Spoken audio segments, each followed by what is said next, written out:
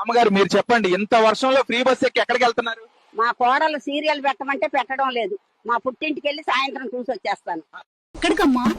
మా ఊర్లో వర్షాలు ఎక్కువగా ఉన్నాయి, పక్క ఊర్లో ఎండగుందంతా. ఫ్రీ బస్ కదా, వెళ్లి బట్టలు ఆరపెట్టుకొని వస్తాం. చీరలు తీసుకోండి, 300కి. ఎందుకు మీరు బస్సులో చీరలు అమ్ముతున్నారు? ఎందుకంటే ఈ రోజుల్లో ఆడవాళ్లు భూమి మీద కంటే బస్సులో ఎక్కువగా ప్రయాణిస్తున్నారు. ఏంటి మమ్మీ ఎవడీడు? ఏందమ్మా ఊళ్ళో చూస్తున్నాను, కనపడలేదు, ఆడిపోయావా అని.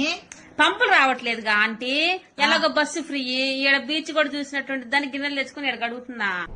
ఏంటమ్మా బస్సులోకి టీవీ తెస్తున్నావు? బస్సులో తిరుగుతూ కార్తీక దీపం సీరియల్ మిస్ అవుతున్నా, మా ఆడవాళ్ల కోసం టీవీ తీసుకొచ్చా. ఆడవాళ్లున్న బస్సులో నీకేం పనిరా?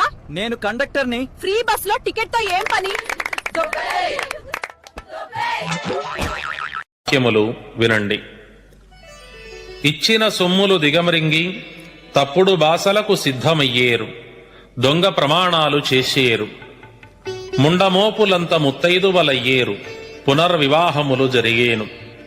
కోమటి కులాన 25 మేలైన గోత్రాల వారు మాత్రమే నిలచేరు, పుణ్యక్షేత్రములయందు అధర్మము పెరిగేను, పాపములు నానాటికి హెచ్చరిల్లేను, ఎచ్చట చూచినా కలహములు పుట్టేను.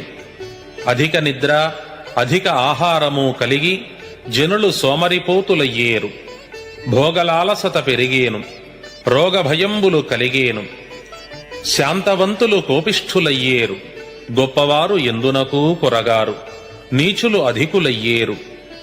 విప్రులు తమ తమ ధర్మంబులను తప్పి మనిషికొక్కొక్క మతమై నీచుల